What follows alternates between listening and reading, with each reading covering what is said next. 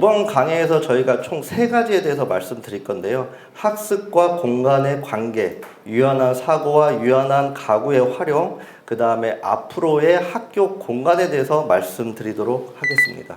과거의 그 학교 풍경의 사진입니다. 또한 마찬가지로 과거의 학교의 풍경 모습이고요. 요즘의 학교의 모습입니다. 여기에 학교 관계자 선생님들이 많이 계셔서 잘 아시겠지만 시대와 역사가 변해도 꾸준하게 변하지 않는 것이 딱 하나가 있습니다.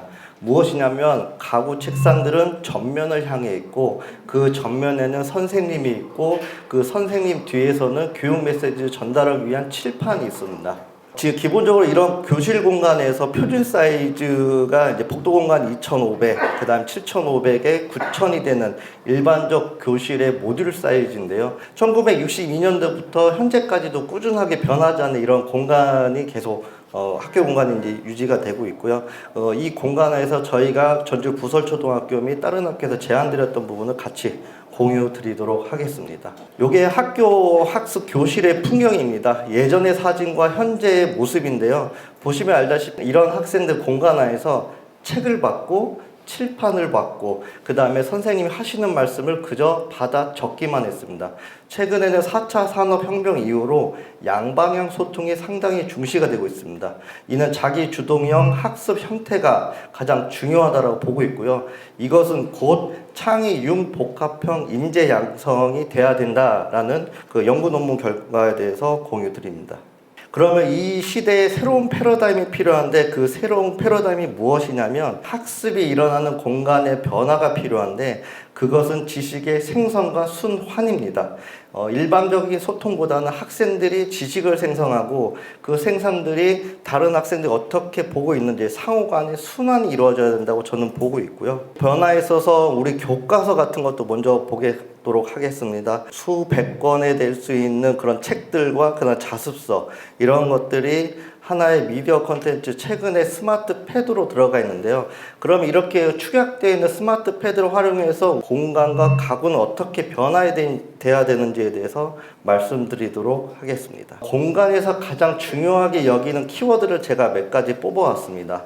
우선적으로 공간에서 층고에 대해서 꼭 알고 계셔야 되고요. 그 다음에 조명에 대해서 알고 계셔야 됩니다. 그 다음에 필요한 것은 색채입니다. 그 다음에 마감재가 될 수 있을 것이고요.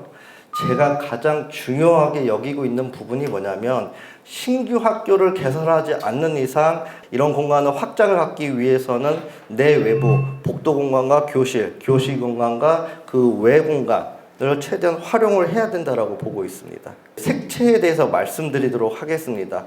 그 무분별한 색채가 중요한 게 아니고요. 그 색채에 따른 활동도 정확히 인지를 하고 계셔야 되는데 운동 영역에서는 빨강과 주황, 노랑, 그 다음에 독서 공간에서 연두, 하양, 파랑, 예술 공간에서는 노랑, 보라, 회색 이러한 색을 기준을 가이드를 갖고 적절하게 표준 설계를 하는 것이 상당히 중요하다는 내용이고요. 이러한 공간, 색이 들어간 공간에서 다음으로 중요한 게 뭐냐면 켈빈 온도라고 보시면 될 것 같습니다. 켈빈 온도란 거는 그 조명의 밝기 값인데요. 창의예술 휴식에 적합한 예체능 계열, 그건 2700에서 3200K, 전문 용어가 나와서 조금 어려우실까봐 전구색이라고 칭하겠습니다. 또한 그 암기 영역에는 500K, 주 100색이라고 보시면 될 것 같고요. 그 다음에 수리 영역에 적합한 그 온도값은 6500K, 주 광색입니다. 스마트 기기가 들어오면서 스마트 가구가 필요하고요. 제가 직접 가보니까 수업 부자재, 교자재로 볼 수 있는 그런 수납 기능이 필요합니다. 그래서 기능에 다기능이 이제 빌트인으로 들어가야 되고요. 그 다음에 이런 확장성과 가변성을 줄 수 있는 이동형 가구에 대해서 좀 더 케어를 해야 된다라고 보고 있습니다.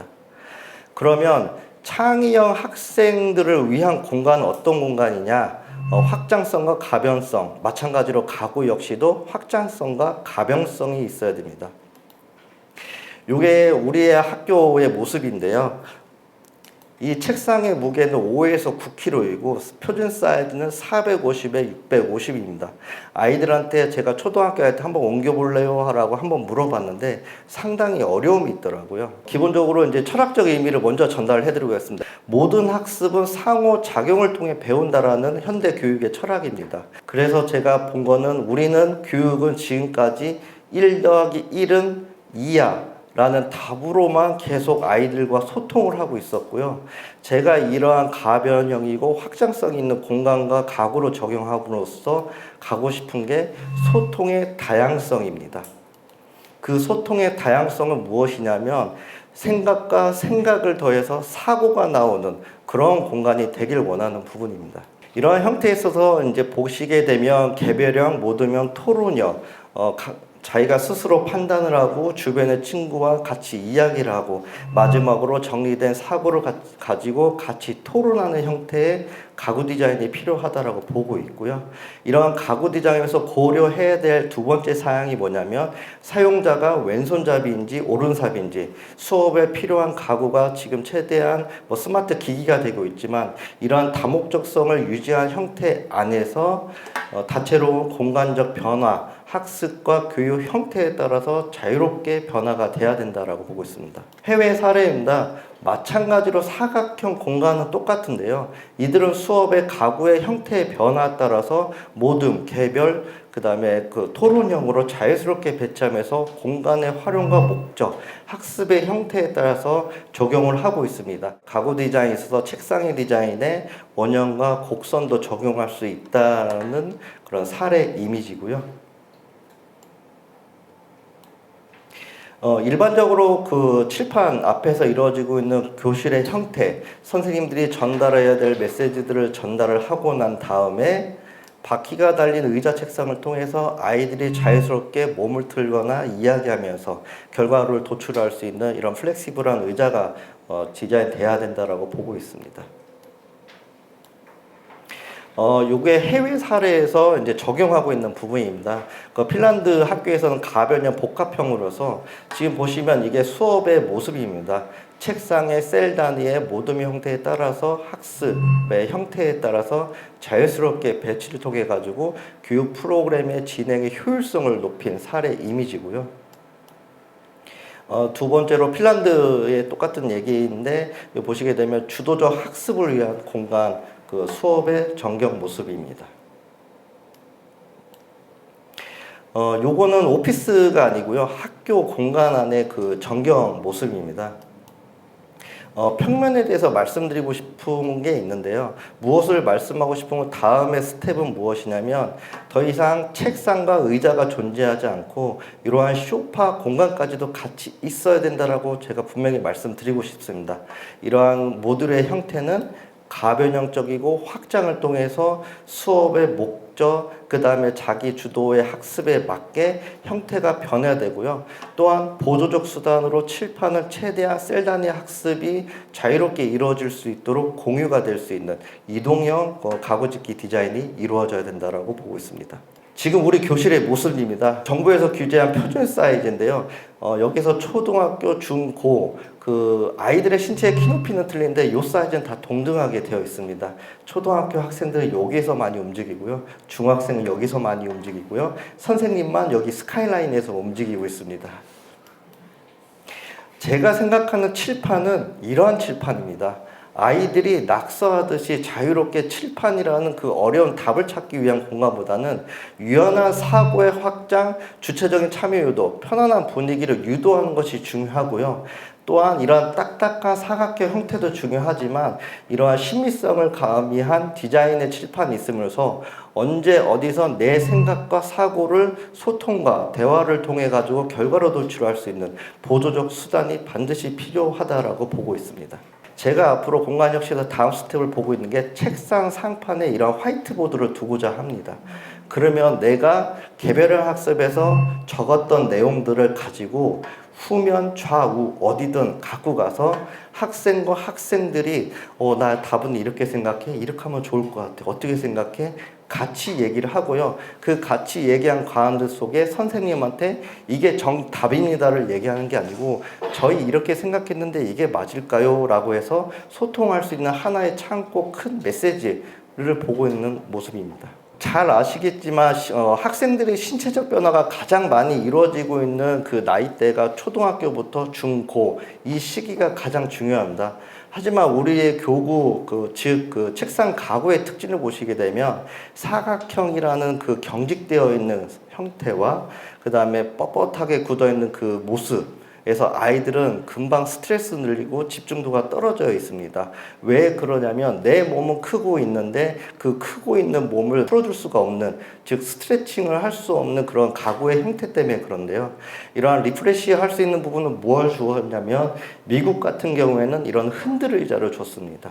이런 스트레칭, 몸의 변화가 자주 느끼게 되면 스스로가 몸을 움직여서 스트레칭을 하고 그 스트레칭을 통해서 리프레시 함으로써 수업의 집중도가 계속 유지할 수 있게 해줬고요.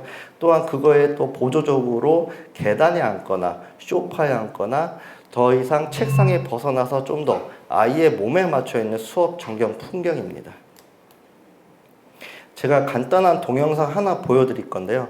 아까 그 복도 공간에서는 등하교 때 아이들이 뛰어다니는 질주하는 공간이었는데 해외 같은 경우에는 복도 공간에 미끄럼틀을 설치했고요. 그 다음에 학생 같은 경우 촬영 때문에 몸을 일부러 이렇게 많이 트는지 모르겠지만 이렇게 자기 몸을 틀어가면서 뭔가 리프레시 하면서 수업의 집중도로 연계되고 있고요. 이러한 형태에 있어서도 원형이 있고요. 이런 자바라 형태가 있습니다.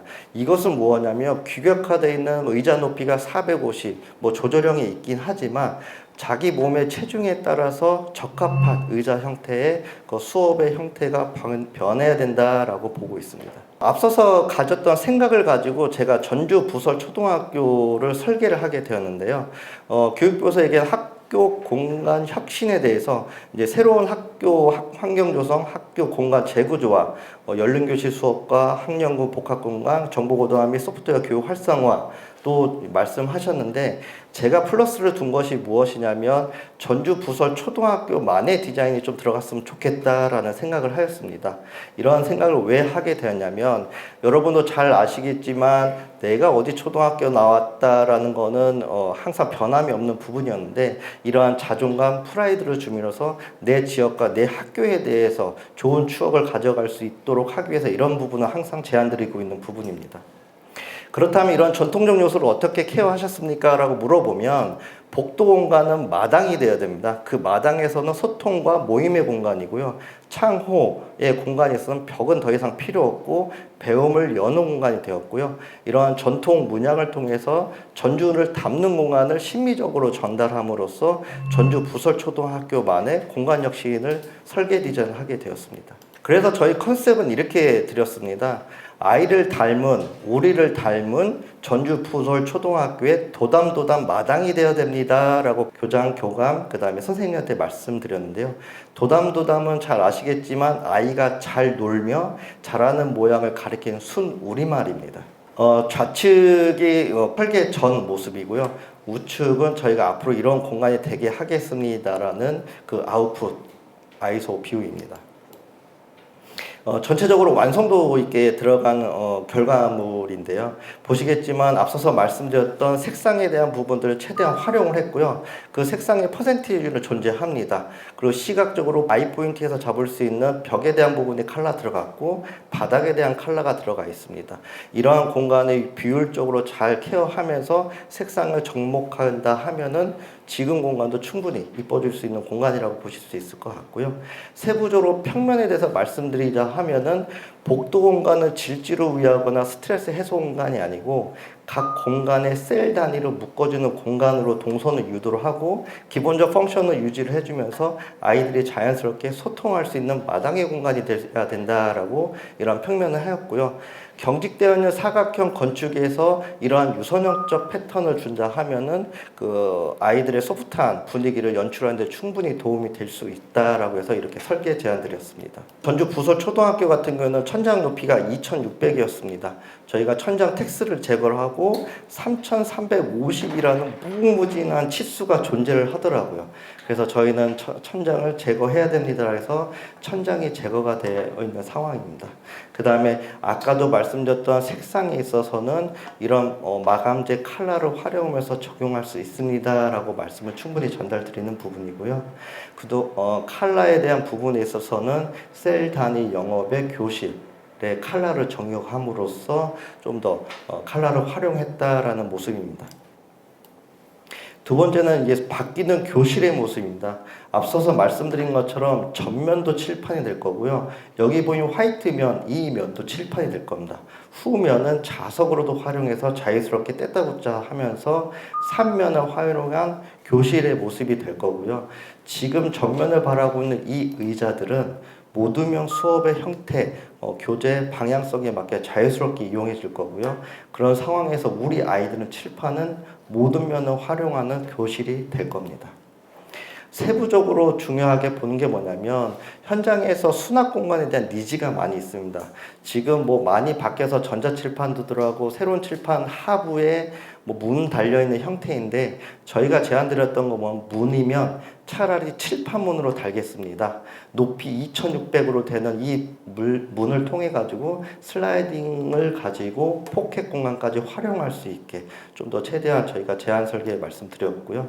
그 다음에 책걸상의 사이즈는 730, 640으로서 수업의 형태와 학습의 형태에 맞아서 자유롭게 용이하게 움직일 수 있도록 그런 무게까지도 경량화하였습니다. 계속 재차 강조하는 부분이 뭐냐면 아이들이 제발 교실에만 있게 해주지 마세요.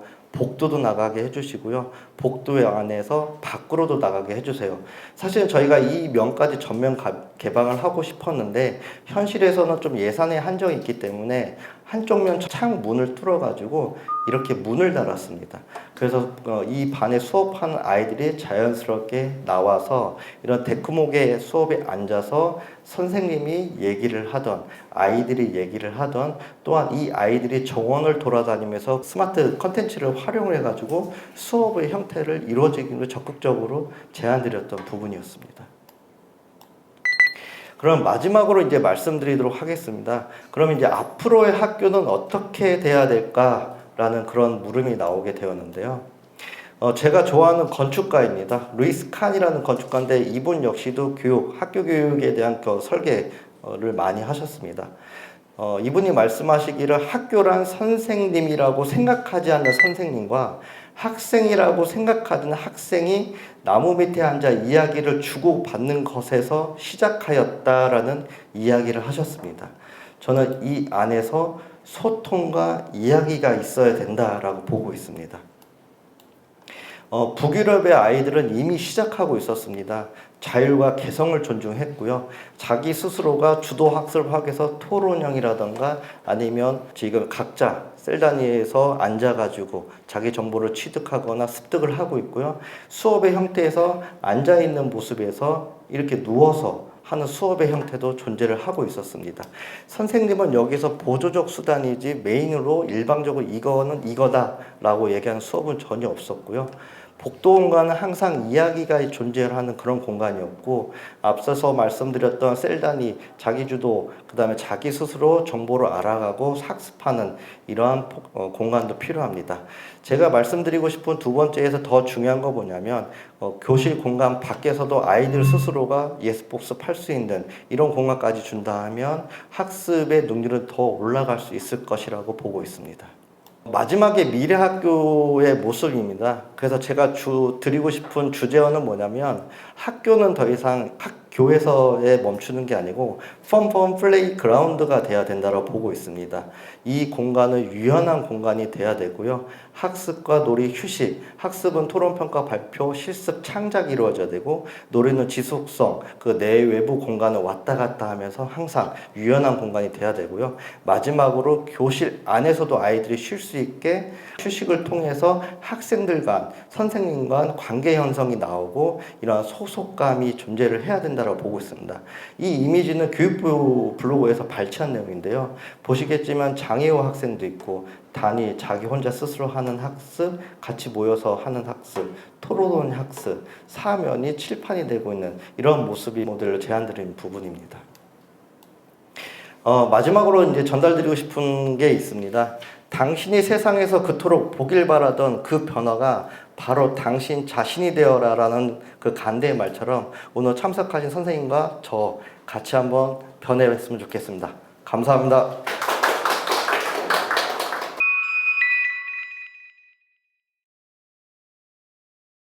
결국에 뭐냐면 이제 컨텐츠, 그 컨텐츠의 뼈가 될 수 있는 컨셉이 무엇인가가 더 중요합니다. 지역에 대한 그 프라이드와 자존심 나올 수 있는 키워드들은 이미 선생님들이 알고 있습니다. 그거를 저희가 공간적으로 설계상 또한 그 심리적상 그렇게 적용하는 것이지 일상에 널려 있는 것들이 많이 있기 때문에 그런 고민은 안 하셔도 될 것 같습니다. 네, 그래서 다시 한번 말씀드리고 싶으면은 쉽게 생각하시면 좋을 것 같습니다. 아, 우리 학교, 우리 지역 뭐가 있지? 그렇게 생각하시면서 시작하시면 아마 그 컨설팅이라든가 이런 컨셉 잡는 회사에서는 같이 풀이가 충분히 이루어질 수 있는 부분입니다. 수업 어떻게 하실 거예요? 수업 어떻게 하실 거예요? 항상 물어봤어요. 그래서 마지막으로 도출되게 잘 됐던 부분은 여기 평면에서 보신 것처럼 아시겠지만 우리 기존 교실에는 그 선생님 책상이 상당히 컸습니다. 왜 클 수밖에 없었냐면 PC도 놔야 되고요, 프린터도 놔야 되고요, 그에 따른 교구제도 놔야 되고요. 그것 때문에 항상 컸거든요. 그리고 남아서 다음 수업을 위한 준비됐고, 지금 평면을 보시게 되면은 요게 선생님 책상이고요, 별도의 선생님실을 만들었어요. 지금 말씀하신 것처럼 표준 사이즈가 이미 적용되는 건축물에서 아이들이 학습에 그 가변적이고 확장의 의미를 둔다 하면 이 공간은 정말 그 큰 선생님 책상, 권위 있는 책상에 더 들어간다 문제가 되기 때문에 제가 제안드렸던 부분이에요. 정리해서 말씀드리자면은 하드웨어에 대해서는 저희 전문가들이 있으니까 걱정을 안 하셨으면 좋겠고요. 항상 소프트웨어적인 걸 고민해 주셨으면 좋겠습니다. 그리고 그거에 따라서 가구나 공간은 보조적인 수단입니다.